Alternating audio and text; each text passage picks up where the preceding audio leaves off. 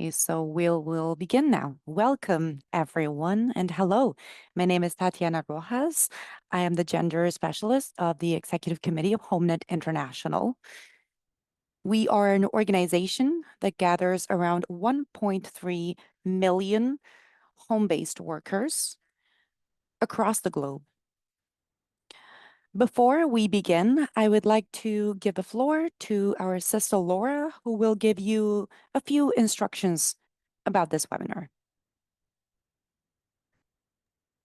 Sister Laura? Thank you, Tatiana, so much. Good morning, good afternoon, good evening, everyone. For this side event, for this virtual parallel event, we have interpretation available in different languages, in Spanish, Russian, Thai, Swahili, Hindi, and Portuguese. If you are on your computer, please go to the bottom of the Zoom app and search for the globe icon, and then you will see, click on that and a drop-down menu will appear. Please choose the language that you will be needing to listen into. So if it's English, please choose English, as our moderator will be speaking in Spanish and other panelists will be speaking in other languages. So if it's English, do choose English, and if it's another channel, another language, do so as well. If you're on your phone, go to the three dots at the bottom of the Zoom app, and the same thing, a drop-down menu will appear. Please choose your language. Throughout the webinar, if you have any issues, technical issues, please write them down in the chat, and the HomeNet International Communications team will try to troubleshoot and provide support. Additionally, this is a meeting format, so anyone can speak up, but we kindly remind you to keep your mics muted at all times unless you are called upon. So if you have any questions or any issues, please write them down on the chat. Thank you so much, and over to you, Tatiana.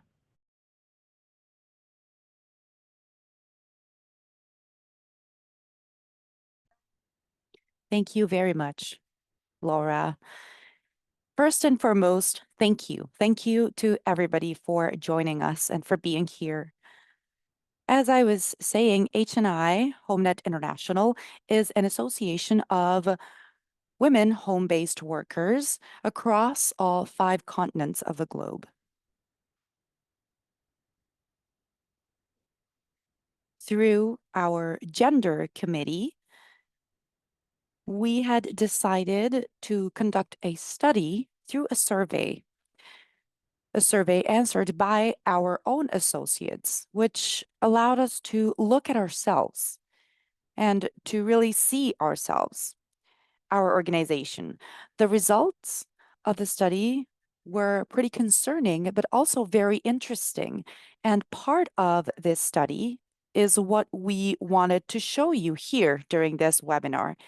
Specifically, the part referred to violence in the workplace and violence in the home. The study will be presented by Brother Carlos Sanchez,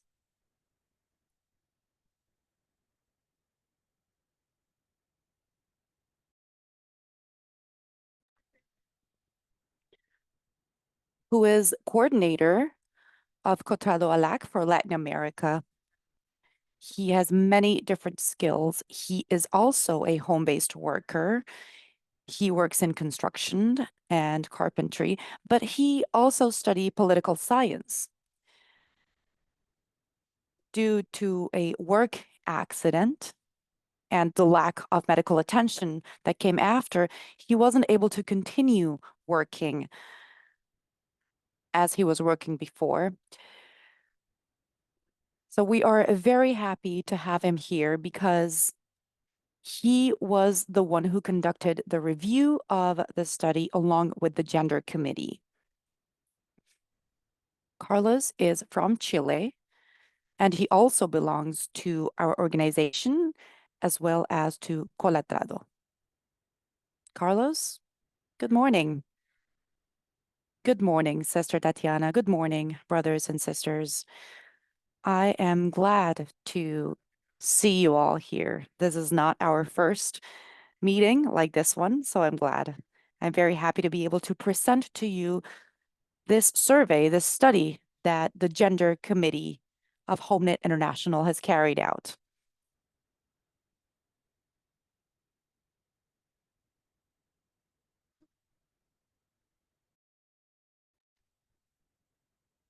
It's asking me to confirm what language I'm speaking. That would be Spanish. Okay. Okay. Let me share some slides to sum up the study that we conducted from the Gender Committee. I was mainly in charge of processing the data along with other brothers and sisters who are part of the Gender Committee and the team who conducted this study.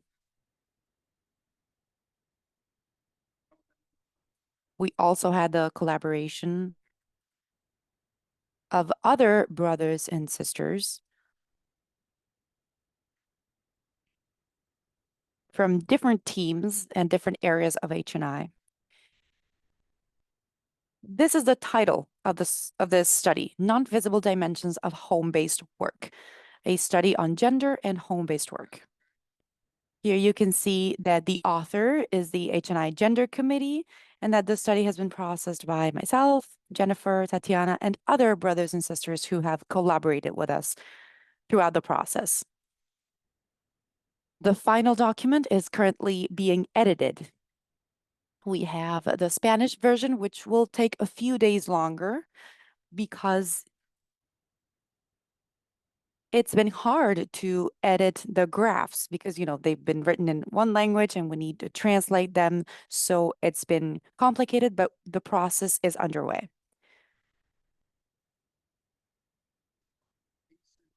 About the number of countries where we had respondents, well, these are the countries.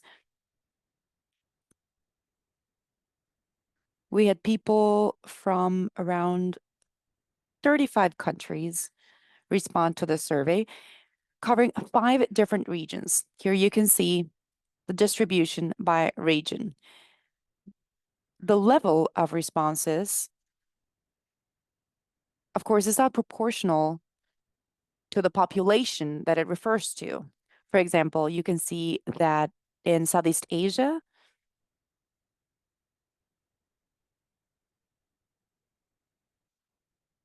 we had 39 respondents.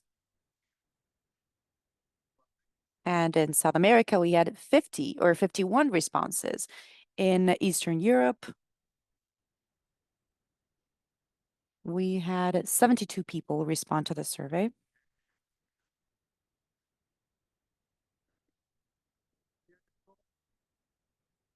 And you can see here Southeast Asia with around 39 respondents. And in Africa, which is the region with the highest number of responses, we had 139 responses. However, this is not proportional to the population of these regions. This is just a sample that we've obtained based on the responses that our grassroots organizations were able to gather. So this is not a probabilistic study. This is not a study that shows what the reality really looks like, but this is a study that is very enlightening because it shows different indicators that we need to focus on, different concerns that we need to focus on based on this small sample. We had 405 total responses.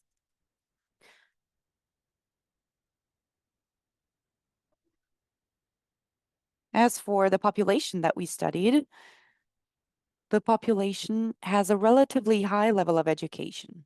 And there is a gender bias here because the male education here, you can see has the male population, sorry, has the highest educational level, whereas the female population is a bit behind that.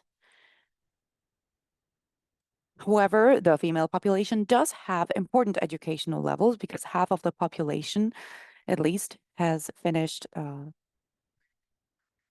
middle middle school or middle education, but there is a high percentage of women who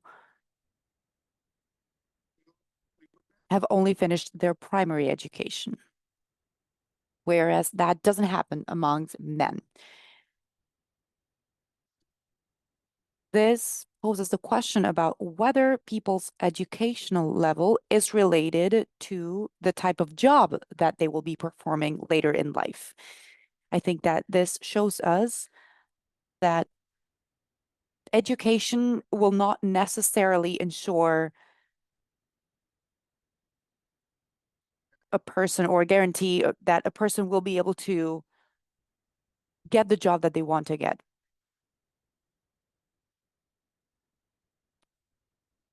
Because a lot of the work is still informal, is still not recognized. So the educational level doesn't necessarily match the expectations that society might have.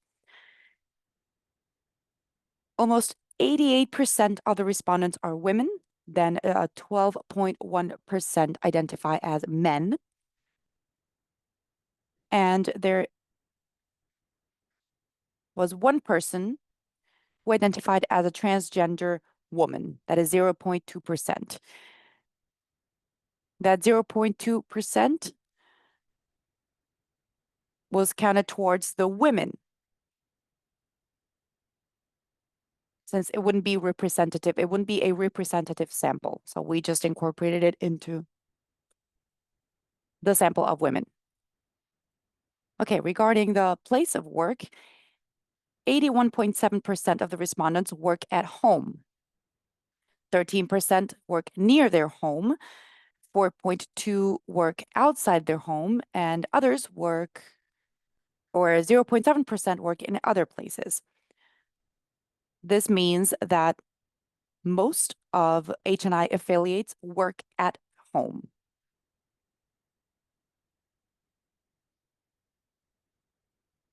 As you can see, our name is appropriate, HomeNet International. This is also interesting because here we wanted to look into the different types of work or the different areas of work that people do in their homes. And this didn't come as a surprise because our own experience links us to different areas of work. Most of the respondents, meaning 32%, work in the area that we called various handicrafts.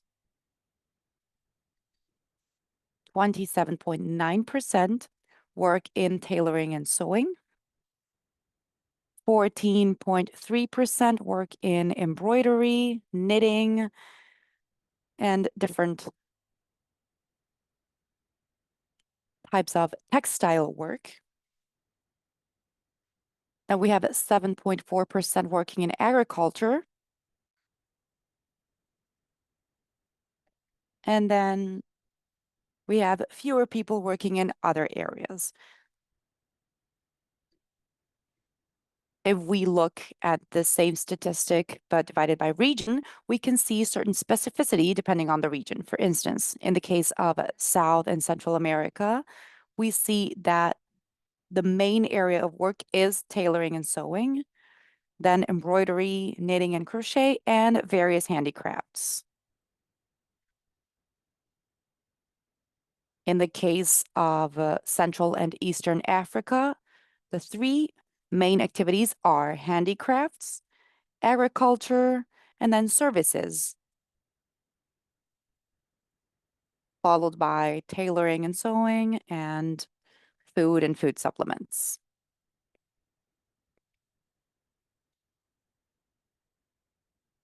That's lower percentage. If we look at Eastern Europe, the main activities are various handicrafts, tailoring and sewing, and embroidery, knitting, and crochet. Eastern Europe is very similar to Latin America in this regard. And then we have South Asia with the same three main areas. So tailoring and sewing, various handicrafts, and embroidery, knitting, and crochet. And in Southeast Asia, we see minor variation. We see that the main area is tailoring and sewing, and that is followed by food and food supplements. And then we have various handicraft at 16%.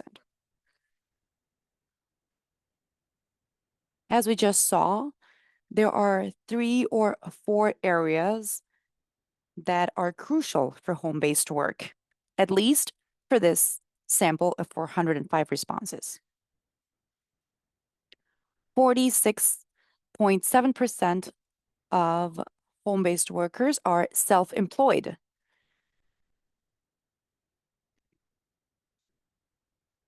28.9% are outsourced.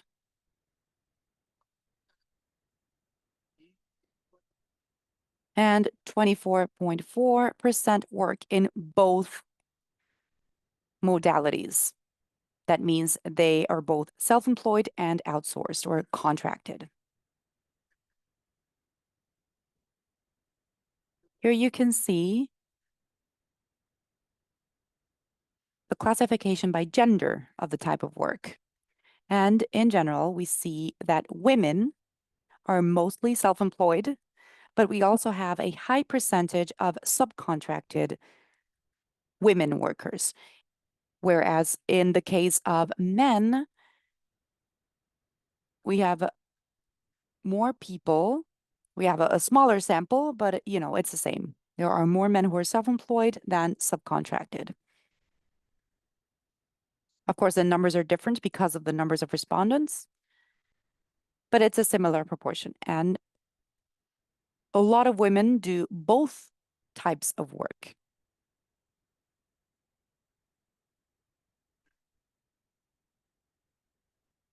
Here you can see the main areas of work divided by region.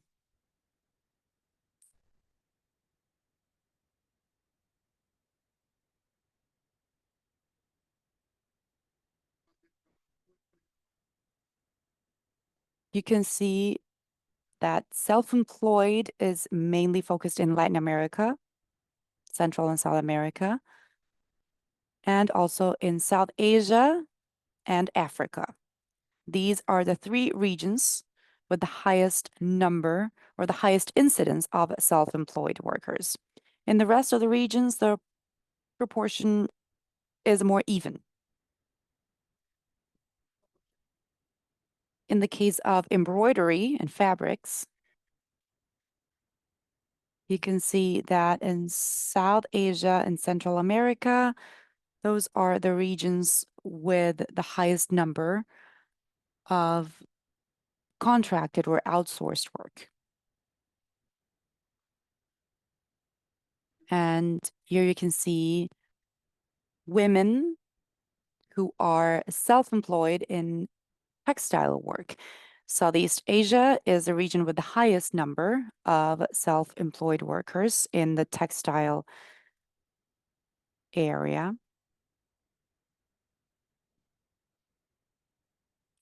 And in Central and South America, both types of work are done.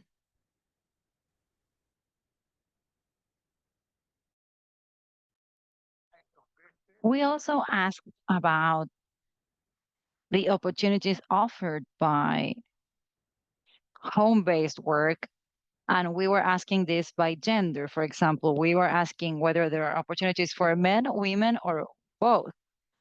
And 46% of women answered, people answered that there are opportunities for women, 46%, for both 54%, and for men, usually there are no opportunities. And we see that 10% of people answer that there are no opportunities whatsoever. However, if we break down these opportunities, we find 2 different types of answers. Most people believe when they are asked about the opportunities that I mean, they focus on their very own activities. They believe that the work that they are developing, crafts or whatever they do, is an opportunity. However, we are trying to ask whether there are public policies that are really generating opportunities for home-based work. But many of them understood that this was related to their own opportunities to survive. However, there were some people who understood the goal behind this question. And we have, for example, people who discussed trading opportunities, micro business development, or access to market, um, or also the creation of cooperatives and other forms of association. And there are public policies that support homework. So I would say that these four aspects, agricultural training, market access, creating cooperatives, and public policies, these could be considered the real opportunities that are being created with this. The rest of the answers are related to the fact that people understand or see their work as an opportunity to survive. But that was not the goal behind this question. So what we can say here is that we cannot state that there are public policies for this home-based work. First, given the number of answers, and secondly, because people understood this question differently. Now, when we ask what are the biggest problems when working from home, well, I would say that here we can find 7 or 8 relevant answers. And we know because we experience these. We are paid less because we are working from home. That is the main problem that people encounter. And the second relevant problem to us as an organization is that we do not have any social security. So we would need some advocacy that shall be systematized in order to fight for this. 41% of the respondents say that they don't have time to rest. 36% say that they don't have bargaining power. But yeah, of course, we are working from home, so we are working separately. So it is very hard to negotiate with the counterpart that is purchasing from you, especially working or talking about outsourced work. I'm sorry, someone opened their mic. Carlos, you have 5 minutes left. Okay, of course. Just give me those 5 minutes. I'm about to get to the point. Okay, I can give you 7 then. Okay, wonderful. So these are the types of problems like we do not have personal protective equipment in case of working hazards, etc. So let's now discuss the benefits. This is super important, especially for us as an organization. What are the benefits that home workers find? First, they can take care of household chores, domestic work, unpaid and unrecognized. They can take care of children and the elderly at home, the elders at home. Also, people say that they can save on transportation costs, save money. And the fourth relevant element considered by 45.4% of people is that they can avoid harassment and violence when traveling to or from work and also in the very own workplace. So, what do we spend our money on? Most people say that they spend this money on household and family expenses or also to buy materials for their work. 90.9% of people say this is for basic expenses, and 8.1% say that this is to buy their materials for work. I'm going to skip this because they all say that the ones who decide how they spend their money on. And we do have a difference between men and women in terms of how their partner is part of that decision. 18% of men say my partner and I, and 13% of women say my partner and I decide how to spend money on. And this is a very important topic that I wanted to discuss with you. Violence is a generalized phenomenon. 51% of people say that they have not suffered from violence. But then we see a breakdown of the type of violence. Traveling to or from work, 23%. 23% also says at home, say at home. Other people say it's close to home, where we're suffering for violence, or at the contractor's side when delivering our work. However, 49% of people say that they experienced violence or some sort of violence. So, what are the types of violence that you have faced? And I am saying 49%, and that is quite high because this is half of the population. We have economic violence, 62%, psychological abuse, verbal abuse, 49.7%, sexual abuse, 32.3%, and physical violence or abuse, 28.6%.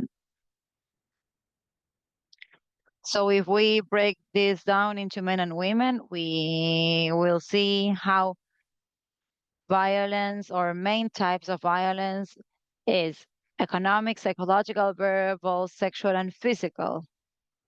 And 62% of respondents who said that they have experienced violence, they talk about economic violence.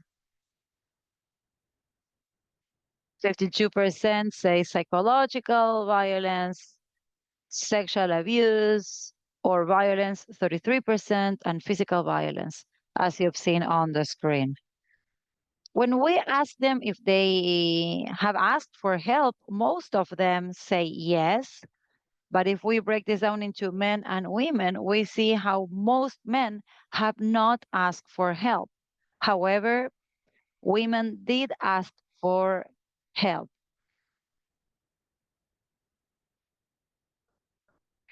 And this is important because out of all people who say that they have asked for help,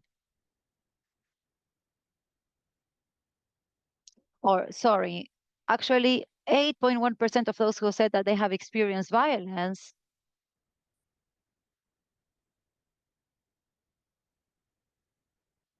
were women who asked for help, but say that they had not suffered from violence. So I don't know if I'm being clear, but 8.1% of people said that they have not experienced violence. However, they did ask for help. So they seem to have been experiencing violence. So to whom do or have you turned for help? Their organizations or then justice. But usually people first ask for help to their friends, then the organizations that they belong to, and then they resort to the authorities or the justice system in order to ask for help or support. And 23.3% of people say that there were no positive changes after doing something to change that violent situation. But there were some people saying that there were positive results, that problems were solved, that they were able to reach empowerment, acknowledgement, motivation, self-care, etc. So what we are trying to say here is that this study shows how important it is to ask for help because there is a trend in which problems do get solved. And in terms of suggestions, there were several made in order to support violence victims. First of all, to motivate or generate or promoting or fostering this ask for help. People are suggesting that those experiencing violence should seek for help. Also, they talk about legal and psychological help to victims. Also, there are people saying that there should be a position of an ombudsman creating in order for them to protect victims. There should be more laws protecting victims and workers. I mean, these are different lines of work in which we need to have some advocacy if we want for public policies to really protect workers suffering from some sort of discrimination. Carlos, your time is up, so that you can please close this section. Yeah, I have two more slides. What are the main challenges when seeking for help? First of all, discrimination, bureaucracy, corruption in the police, fear of not being able to continue working. And there's another group of people saying that they need money in order to be able to report violence. And the final question that was asked was, do you know about ILO Convention number 190? Only 26.9% of people say that they know about the convention. And this was further shown when we asked them what they know about this convention. And 57% of people say that this is an agreement related to different types of violence at work. And the main needs that need to be covered when working from home are financial support that is needed. Many respondents talked about the need of having resources, like, for example, banks are not offering loans since our work is not formal. Banks are not offering any sort of loans or credit, so there are no public policies favoring the funding for investment or materials that can be purchased. Also, the lack of respect or recognition of home based work. Other people are also saying that we need better payments, market opportunities, social security, that is mentioned again, training, education, occupational health and safety, more work, more employment, more space, the right equipment and technology, access to physical and mental health, and basic rights guaranteed.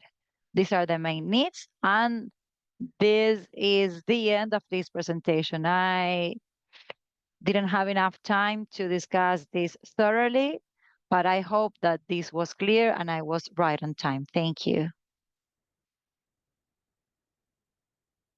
Thank you, Carlos. Yeah, we need to say that this is just a summary, given the lack of time of this study. The study will be at your disposal on HNI's website once we have all the translations ready.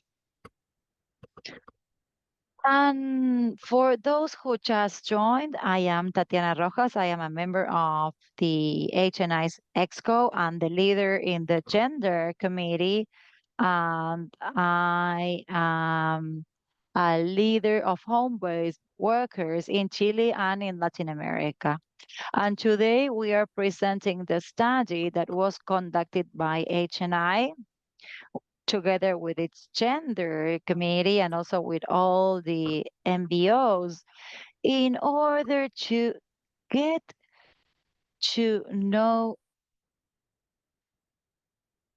how we are experiencing this situation before having a specialist conducting it. And I believe that the great value of this study is that it was conducted by our own team. And today's workshop has the aim of reflecting upon these topics together. And this reflection will have now many brothers and sisters answering some questions that will act as triggers. So now I am going to be introducing our sister Jemima. She is a home-based worker with wide experience in organizing women in her community. She is the treasurer of HNI's EXCO, and she is the organization's secretary in the group of women Rajonjo, affiliated to HomeNet Kenya. She is also the president of HomeNet Kenya, and she has a very relevant impact in her country. So hello, Jemima, and I would like to ask you now,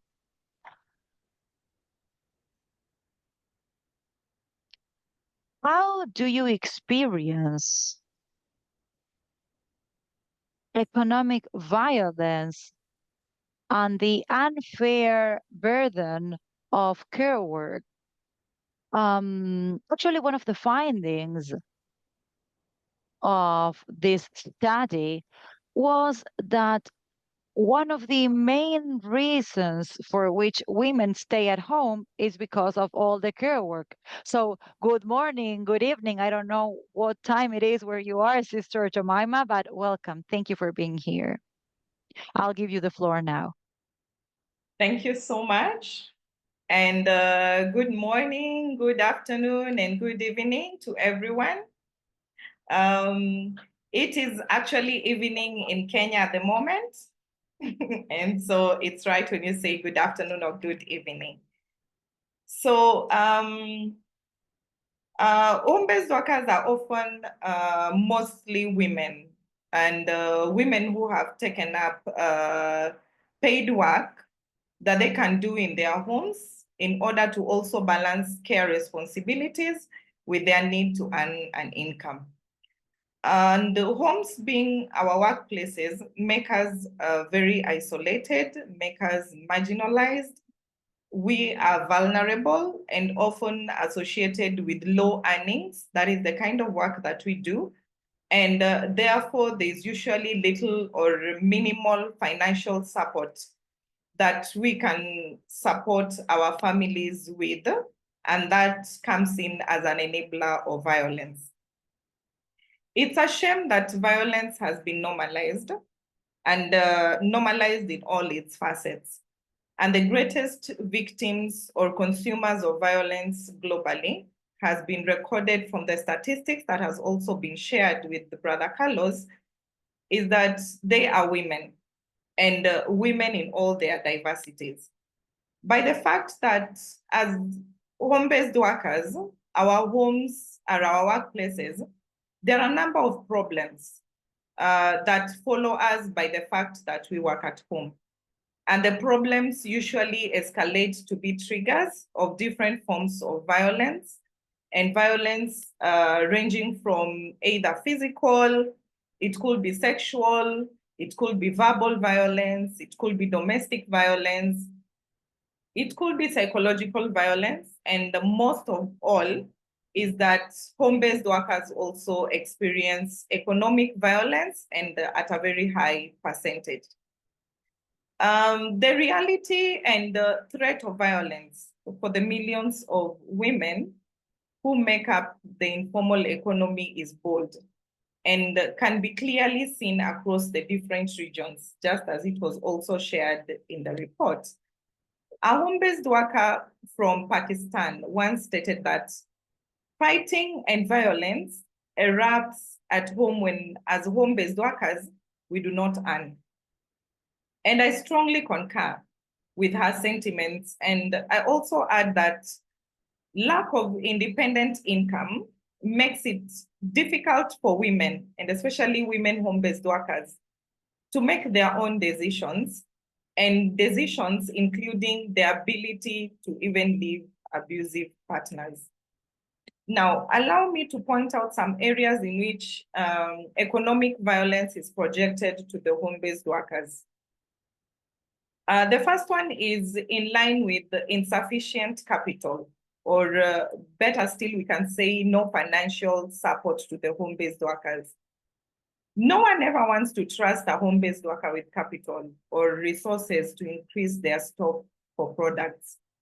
And the best example will be the financial institutions that look down on home-based workers and never offer them funds, since they never find a substantial collateral nor an employer for a home-based worker, and especially the self-employed home-based workers, to allow them even access bank loans. And by the fact that there is nothing to confirm or to show or to prove source of income or a flow of earnings, that would always deny us the opportunity of receiving capital from financial institutions or even from any other place that we can access loans. And then the second one is there is also less pay on the products that are made. And sometimes it's also the fact that we receive poor remuneration for the work that we have done. In most cases, because of the isolation while at work for the home-based workers, we also experience less payments for the products that we make. And sometimes the payment goes as low as below the production cost. And this happens because of lack of market access and lack of visibility. And also the fact that there is no joint forces to negotiate for favorable product rates with an amplified voice. The fact that we are all scattered from different places makes the buyers have an advantage over us, and they can always negotiate it and bring it very low. And because of also the low negotiating power that we have, that makes it very hard for us sometimes to get the value of the products that we have produced. And then for the piece rate workers, they also get violence for less pay from the contractors who usually refuse to pay them a decent rate for the products that they produce. The third one is on low or irregular earnings and wages. I know I have mentioned it in the fact that I was saying there's also no provision of support for capital. And this low or the irregular earnings is also deprivation of, it's like an economic deprivation. And mostly happens with the contractors who delay, or maybe they withhold payments and subject women workers to psychological violence. You can imagine having budgeted to do something with the money expected from the contractor. Then on the day of the pay, they offer less or reschedule the payment date. And sometimes it's usually accompanied with verbal violence. There is also the irregular or the canceled work orders. And home-based workers are often victims of irregular or the canceled work orders.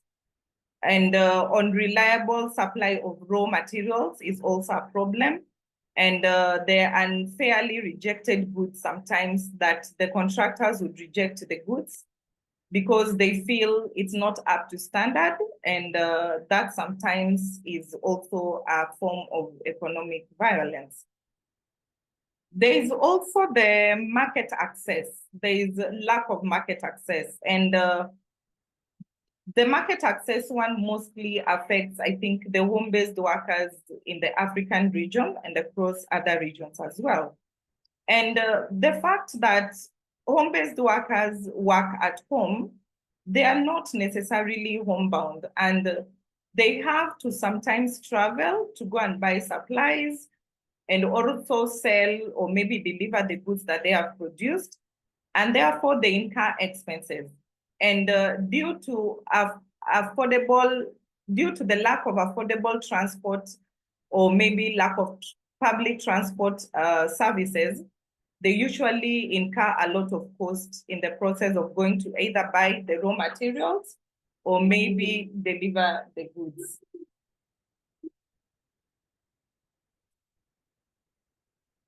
I'm on a call. Give me 1 minute. Okay? Sorry for that. I was still at lack of market access. And in some other scenarios, home-based workers are also met with discrimination.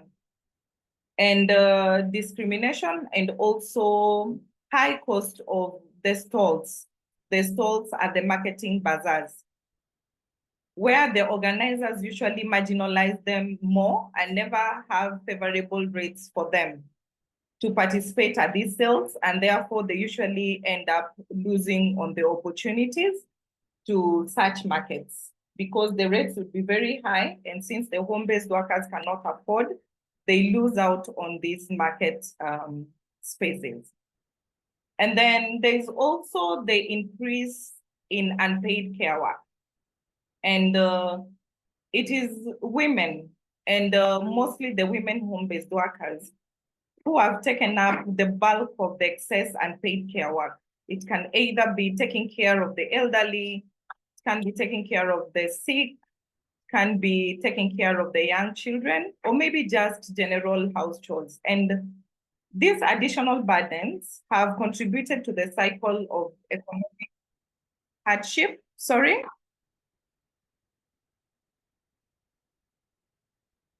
Sorry, Sister Jemima, you have 2 minutes left. Okay. I'm just winding up. And I was just mentioning how unpaid care work can also contribute to the cycle of economic hardships. Yeah. And the increased risk of violence. And it sometimes gets to a point where women have mental breakdown because of the increased unpaid care work. And finally is on no social security. And by the fact that they are invisible, though a major sector in the value chain, they are marginalized and no policies are ever formulated to take care of their demands nor needs. And the women's economic security and their risk of experiencing violence is closely linked.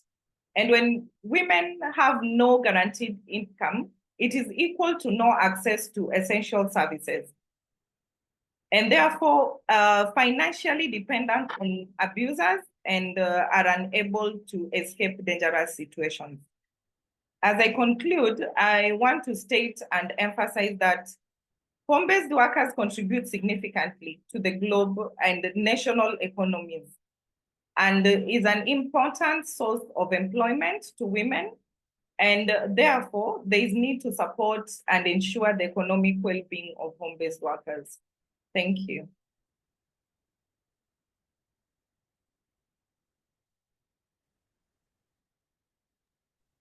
Thank you very much, Sister Jemima. Economic violence makes us invisible. Everything that you're mentioning happens across the globe in most of our regions.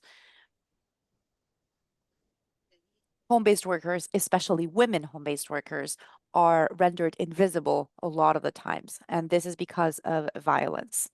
And now, to move on, I want to say that I've made a minor mistake in the beginning. It is March 10th. 2 days ago, we celebrated International Women's Day.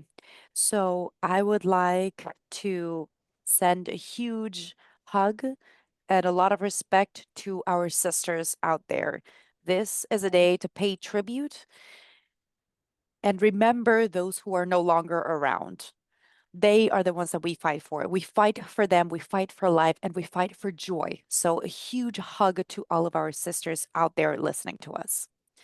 Okay, now moving on, we have another woman coming up who is from Latin America, Jacqueline Serrano. is also a member of the Gender Committee. She is a seamstress and she works in Buenos Aires, Argentina. She is representative of the National Federation of Sewing and Garment Workers in Argentina and the spokesperson for Carpincho, a collective clothing brand. She is also a member of the Homeland International Gender Committee. And the question for her was, let me just look it up.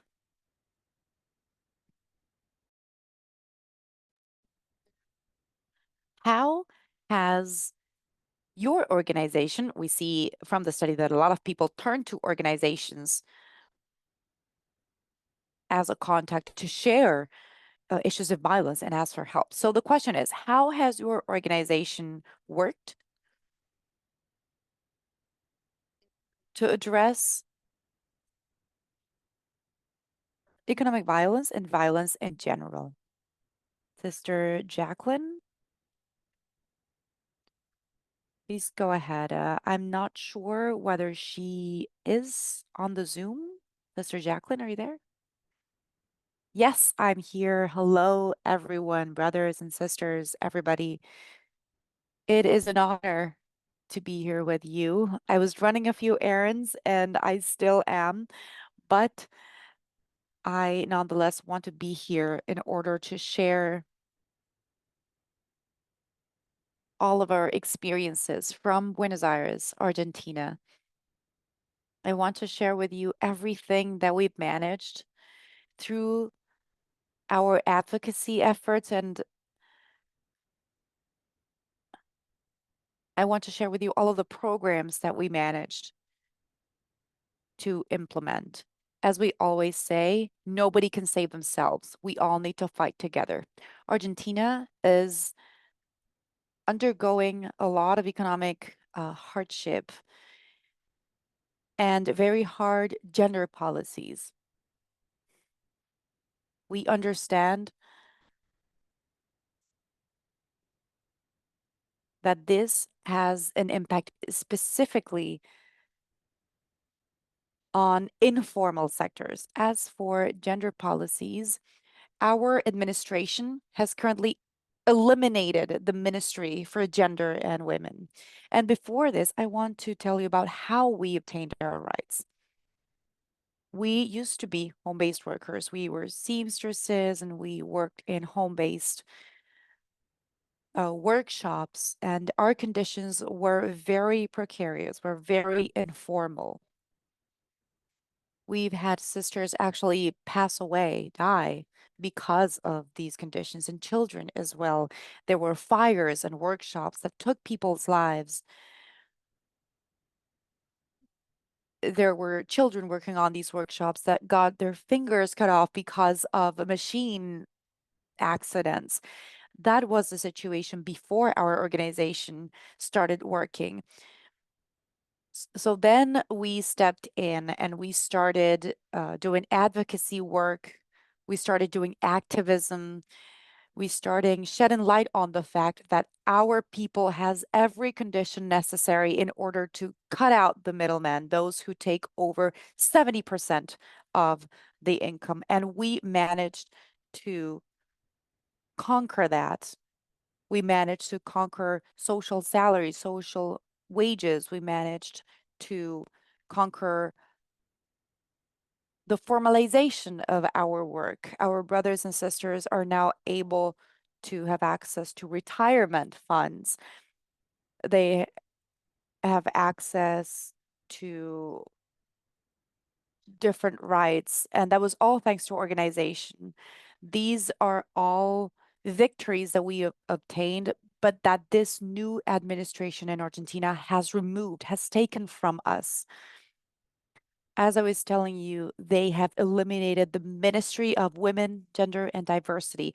They've eliminated the hotline, the free hotline for women who are victims of violence. They've eliminated the Center for Legal Assistance to Women. Before this administration, we used to have soup kitchens for underserved areas and lower income neighborhoods. But currently, the state has retired from those areas, and we no longer have their assistance and their help.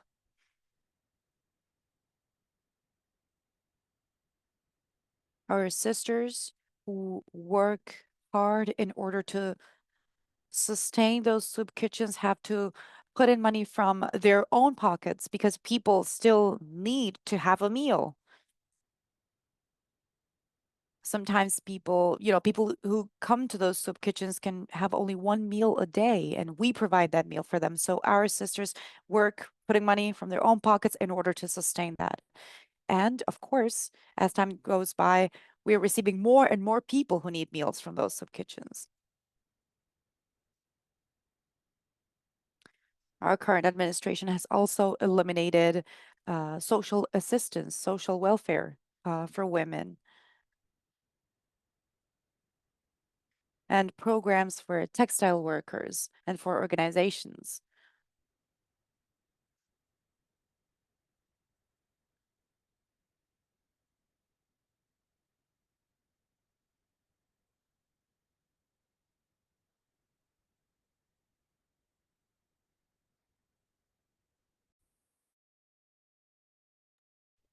These spaces are very important.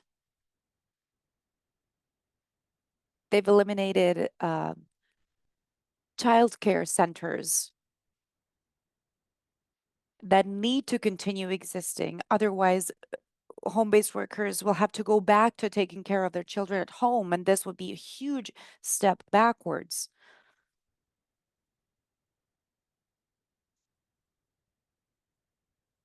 Our organization is constantly working in order to try to sustain these spaces, to try to maintain these spaces.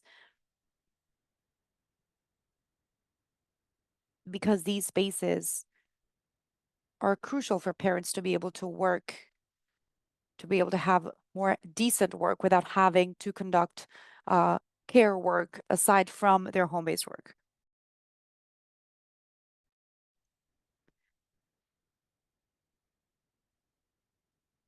We have a Center for Integration and Cooperation supporting children from breastfeeding age to, older children. And those were all rights that we conquered thanks to our struggle, thanks to our advocacy work. And all of those programs are being cut off, they're being removed by the administration.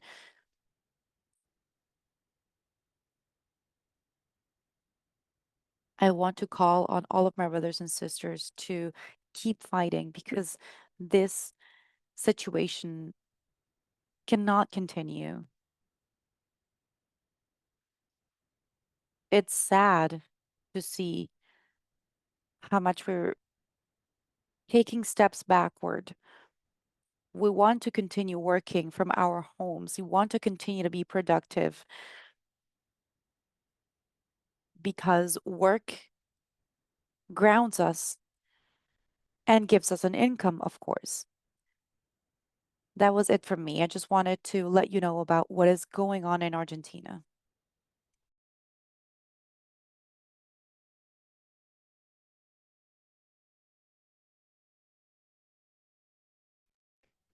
Thank you so much, Sister Jacqueline. Also, thank you for joining the Zoom, even though you had an urgency. We know that you had an emergency, but thank you.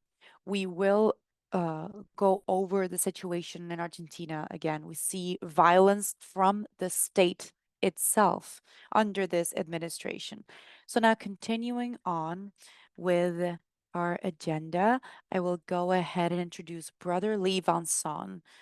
He is member of the Steering Committee of Action Networks on Migrant Workers in Vietnam, with over 2 decades of experience working on gender-related matters in Vietnam, particularly focusing on women and young girls. He is a member of HomeNet International. We wanted to share with you the following question so that you can tell us. Brother Lee Banson, the question for you is, what is the relationship between home-based work and care work? This is also a topic related to this study.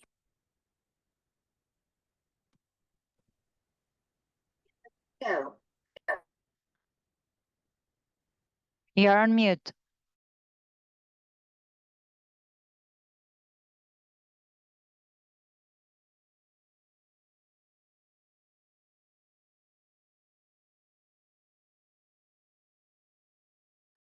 Brother Lee Banson, we cannot hear you.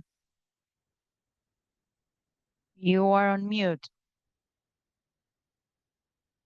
Can you hear me now?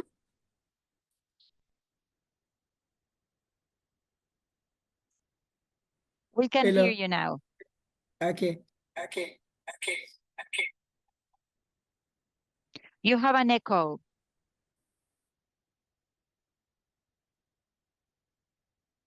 Yes. Yes.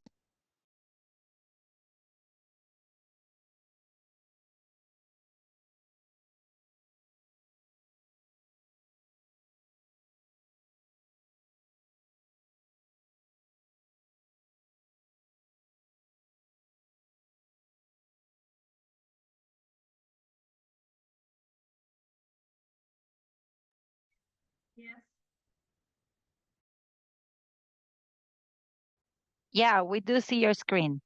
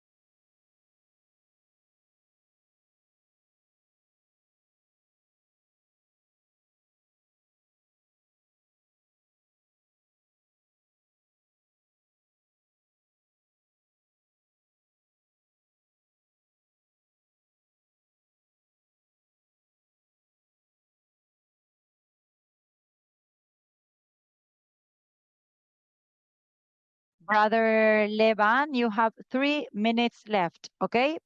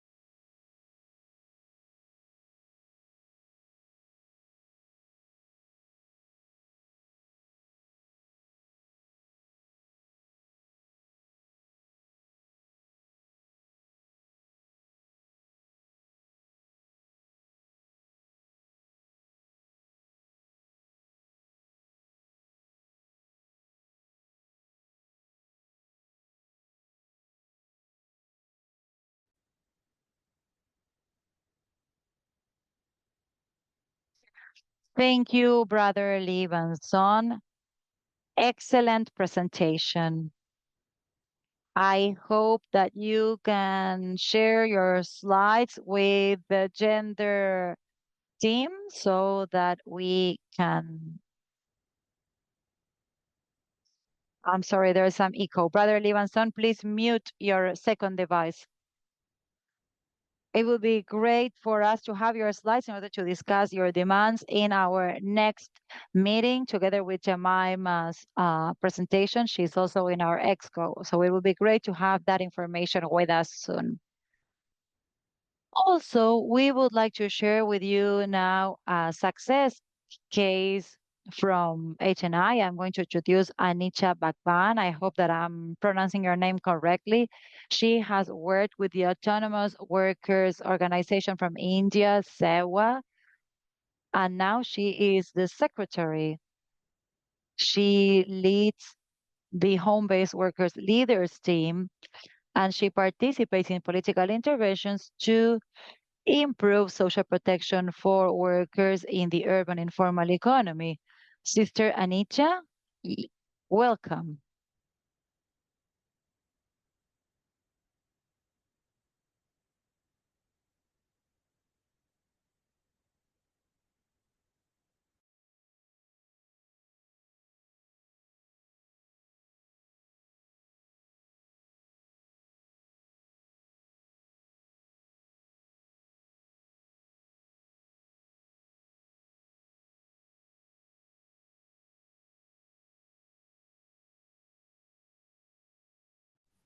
Sorry. Sorry to interrupt.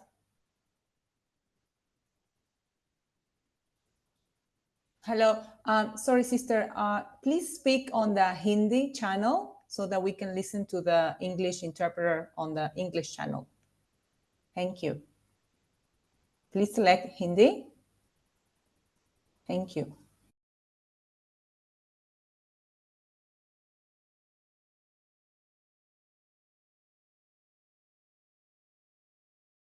Please go ahead. Sister Anisha, thank you.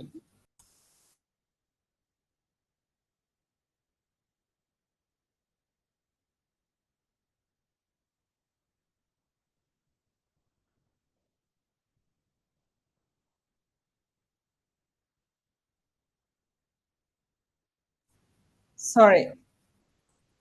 Apologies. Apologies again.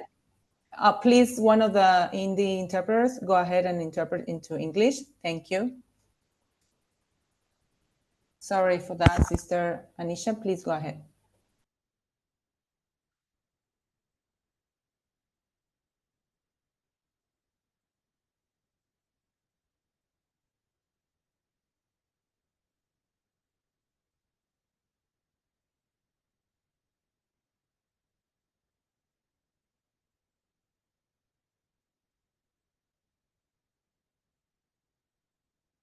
Sorry, there seems to be some problem. Not able to listen to it. Sorry for inconvenience. I'm not getting the Hindi voice. Sorry again. Sister Anisha?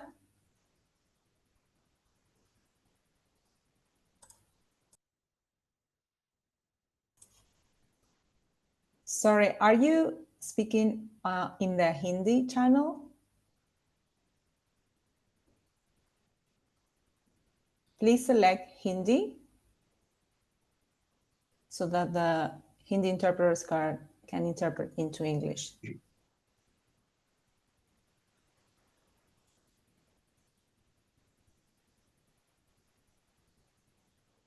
Okay. Are you ready, sister?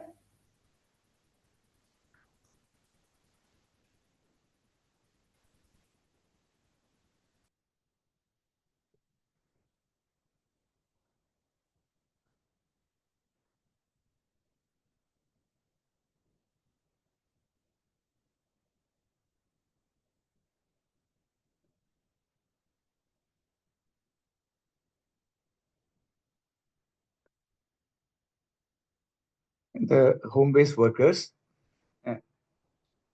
So they don't have sufficient time to keep their children alongside, and their houses are also very small, and they don't have that facility, and that is the reason why Seva decided for this intervention. They opened childcare centers, and alongside they arranged food and health facilities, uh, so so that their health and food are also looked after.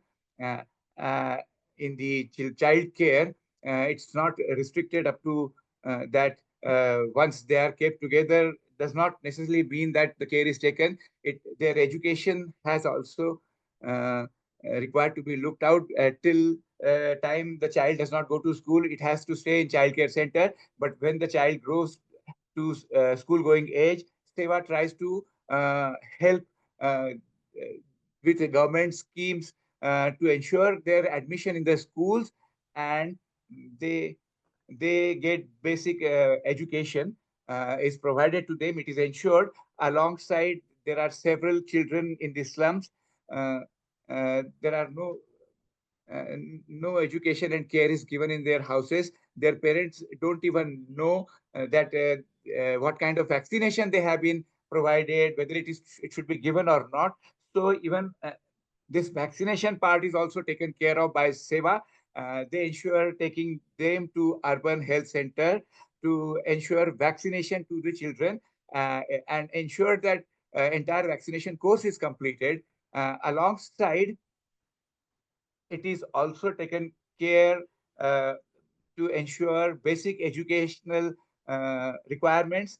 The children weak in English and mathematics, they are provided with supplementary educational facilities, and alongside the tuitions are provided at very nominal prices, which help the children to come across the problems they face, because the home-based workers are not able to look after their children, because they have to focus on earning, because their piece wise rates are very less. So they are not able to spend much on their education. Either it is spent on they don't have sufficient money for their proper healthcare and nutritional support.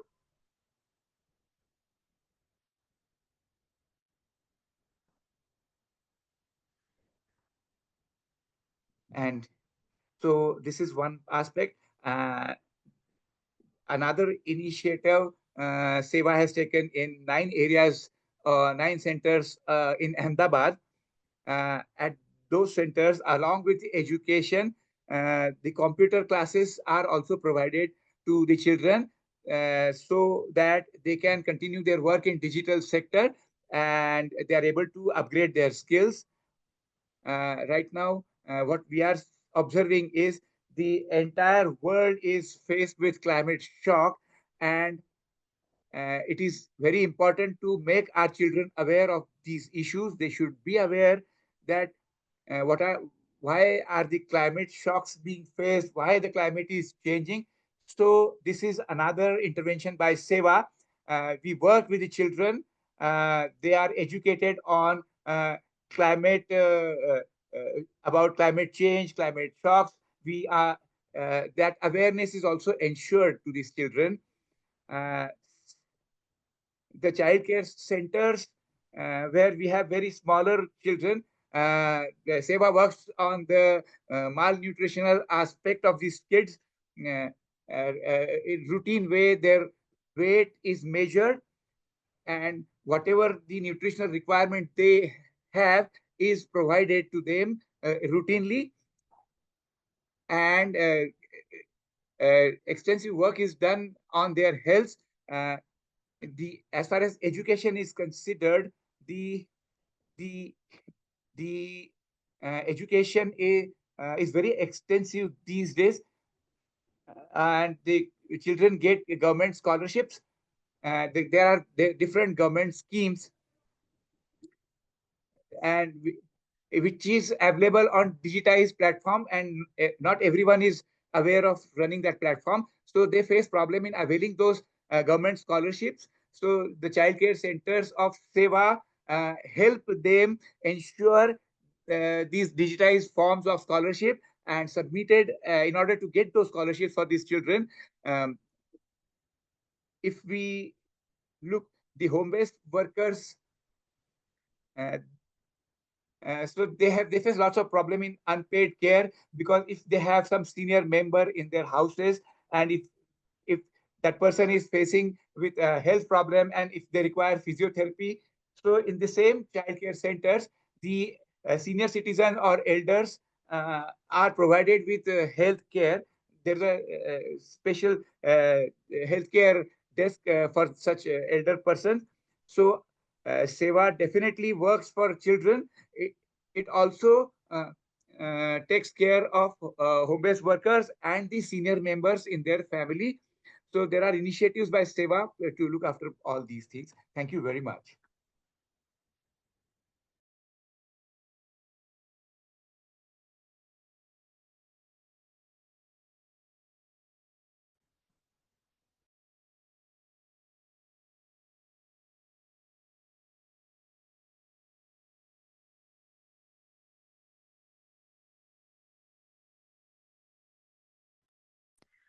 Thank you very much, sister.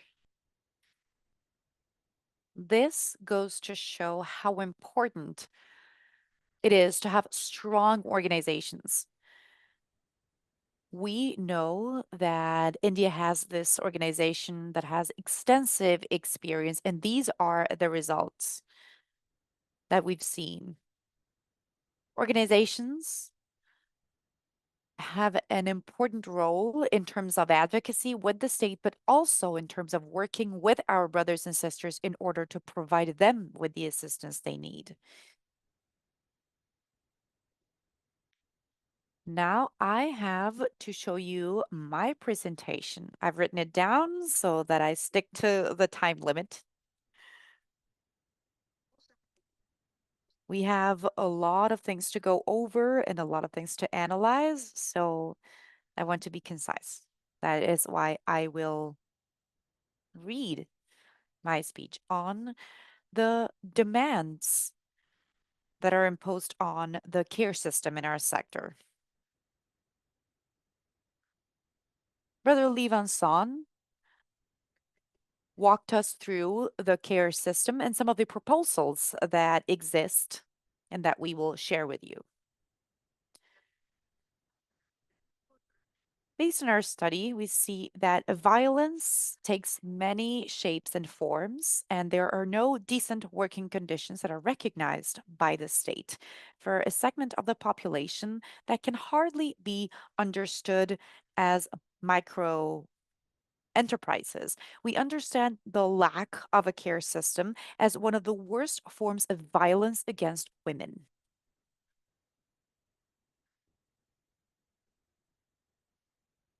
When we talk about micro enterprises, that means that states or governments want to see us as a micro enterprise, but that is not true. We are self employed workers. We are not a micro enterprise.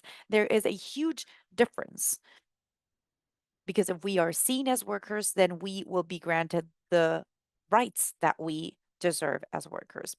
Care work also includes care for the elderly, children, and people who live with disabilities or sicknesses. This is a social structure that goes unnoticed, unrecognized, and it is one of the obstacles for home based work and for policies from the state for home based work. A family, a household is not a company, it's not an enterprise, and it cannot be understood as such. We also understand that a care system is not a system that allows women to take better care of other members of the household, but rather it is a system that redistributes the care work and the co-responsibility amongst men and other members of the family and the responsibility of the state as well. We can only talk about decent work if our society takes care of the most vulnerable segments of society. Based on this study, most people understand that home based work gives them the opportunity of taking care of other people, and they see that as an advantage, taking care of other people in the household. This is not up to the idea of decent work promoted by the International Labor Organization.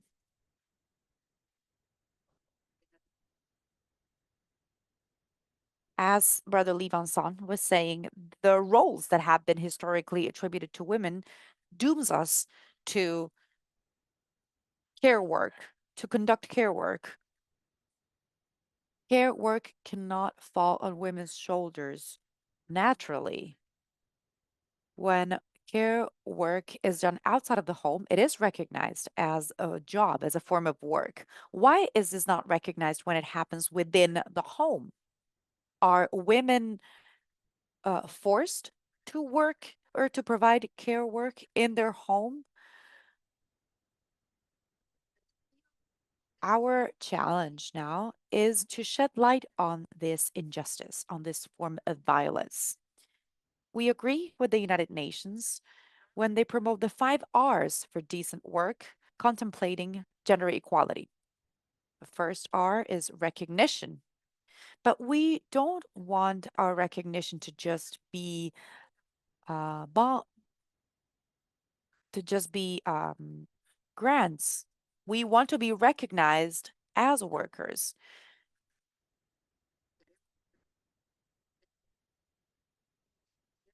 We also talk about dependence. We want to be recognized as workers and receive Social Security based on that recognition. Only then can we become really autonomous. Redistribution. We need to redistribute the responsibilities amongst women, men, and the state.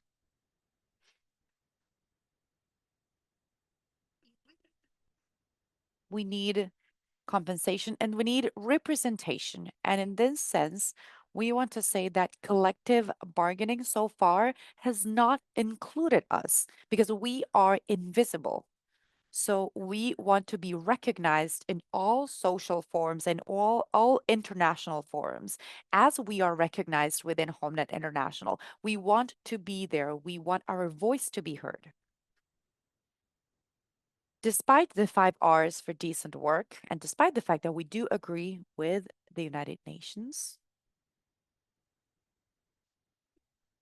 we are unsure whether we are being seen as workers with a dual responsibility. We are workers and we are also providers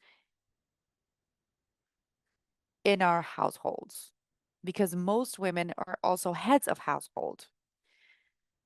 My brothers and sisters have talked about the conditions of our work. We want to have access to decent work that is recognized and that is free of burdens forced upon us just for being women. We want to be compensated with justice and with the possibility of having access to the working conditions that we are entitled to. That is why we consider that decent work involves access to social security, health care, workers' compensation insurance, maternity leave, amongst other rights. That will give us the possibility to have recreational opportunities and educational opportunities as well.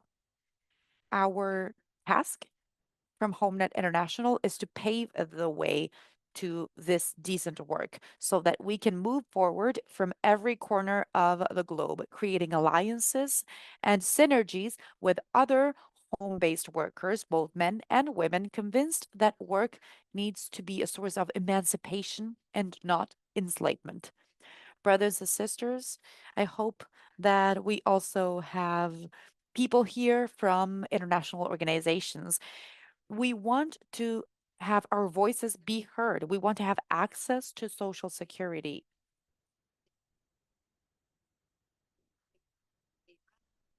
And that is one of our demands, which, if met, would put us on par with formal work. And we also demand to be free from violence. We want to be part of C190 of the ILO, and we want to invite other sectors of informal work to sit at the table and work with us in order to promote these demands. That is it for me. That is what I wanted to say. And that is a wrap to the presentations about the study that we conducted and the opinions of representatives from each of our regions. Now I want to move on to the Q&A session. Is Sister Sharena here?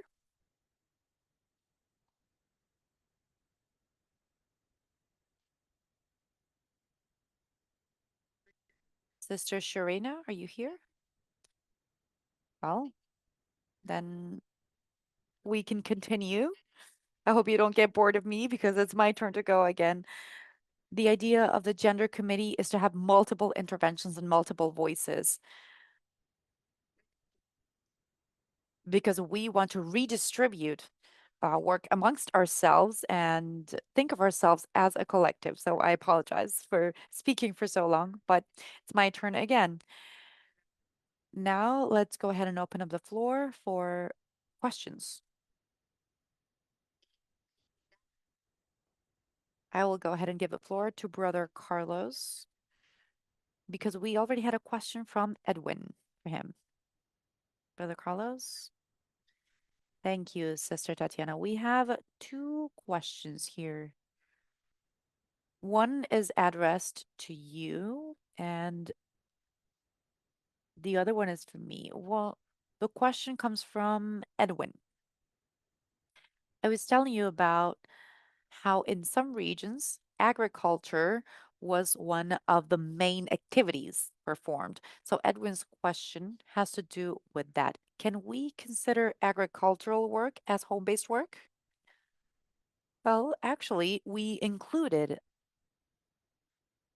that in the survey, but these don't refer to activities related to planting agricultural products. But a lot of people responded that their activities were sort of linked to the agricultural sector, raising animals, for instance.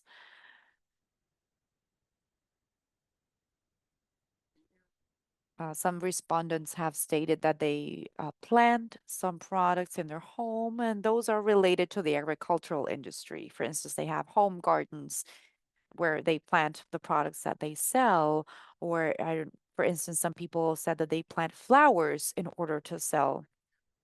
But these are not necessarily large scale agricultural activities.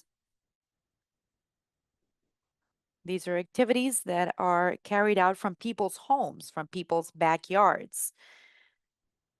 Sometimes they do animal husbandry or have a space for that.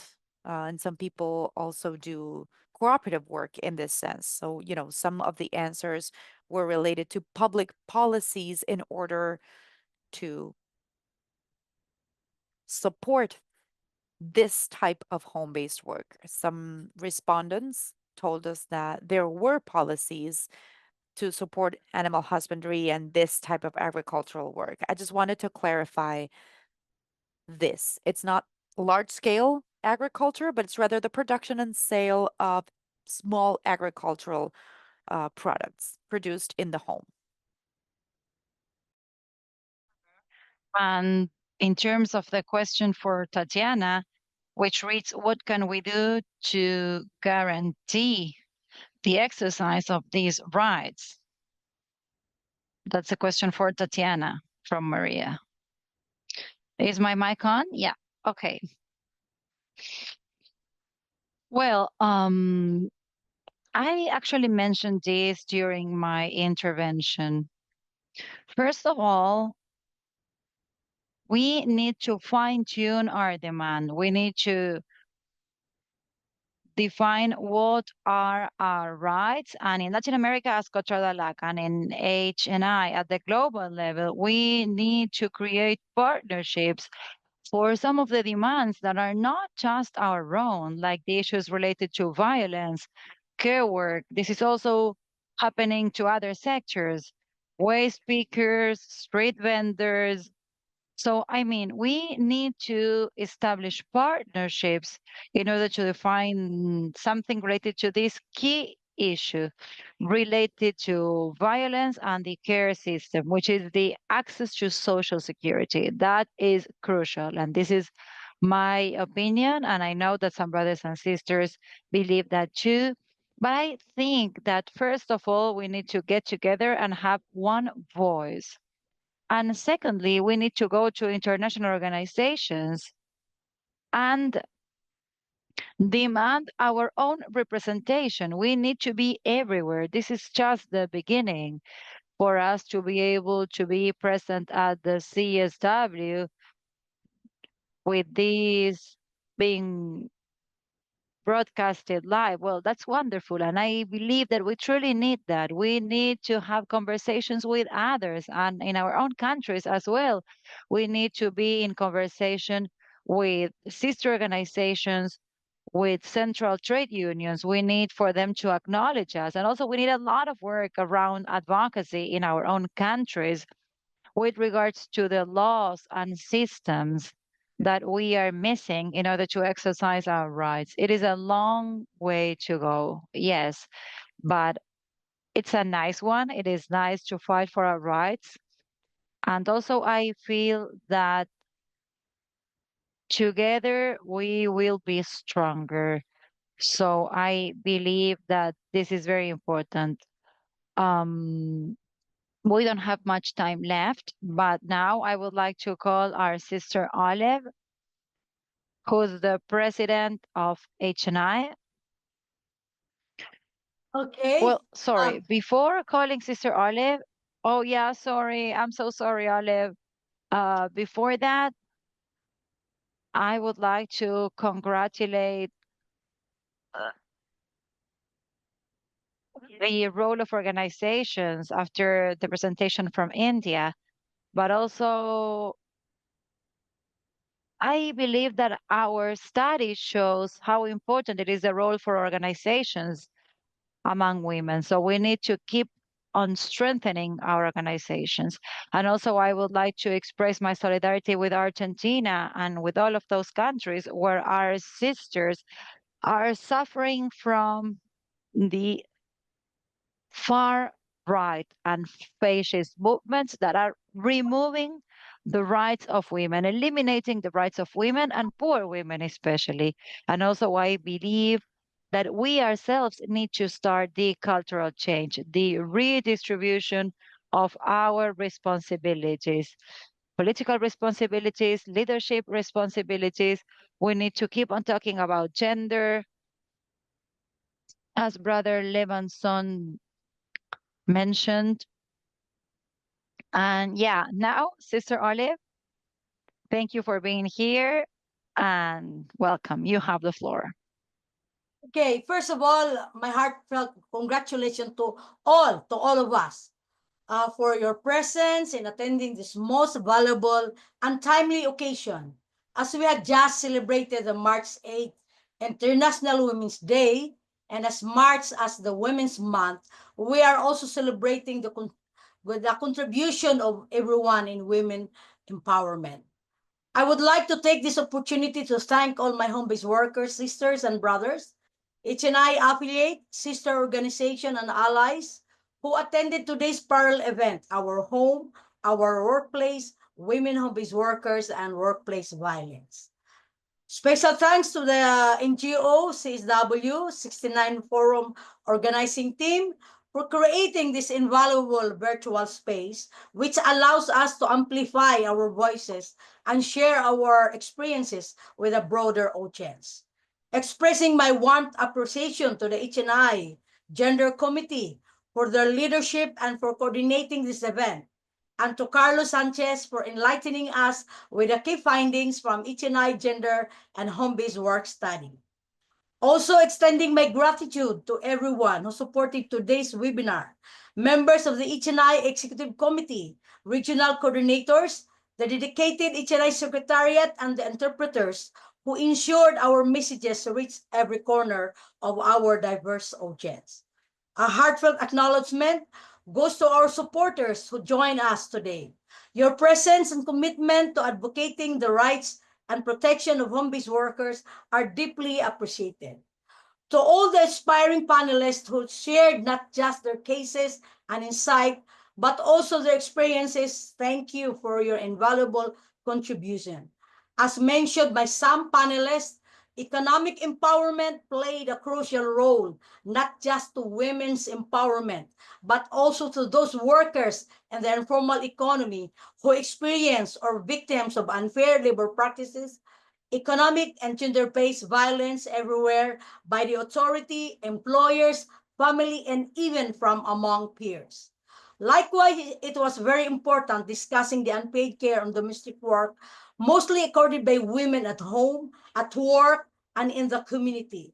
We need a community where unpaid and domestic work will be recognized as work, reduce the burden of women, redistribute the work to others, to be rewarded of their contribution and their voices be heard to representation.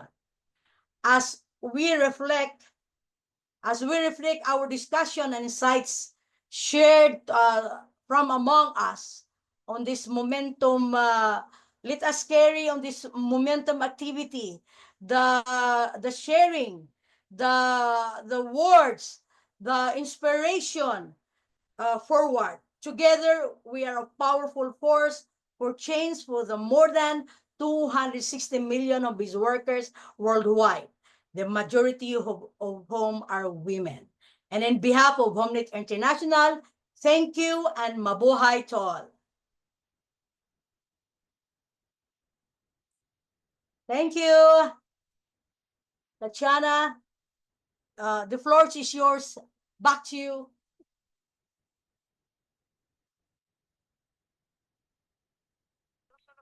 Thank you, Olive. And I would like to thank you. We wanted to close this workshop with your remarks. We know that we truly respect you with all of your experience and your force.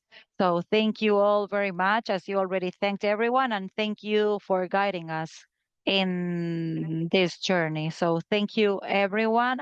The document will be available in our website quite soon. So, well, goodbye, everyone. And I hope that other organizations also can have successful activities around these topics. Bye bye. And thank you, Thank you, Carlos. everybody. Thank you, Jemima. everybody. Thank you, everyone. Jacqueline. Thank you all so much.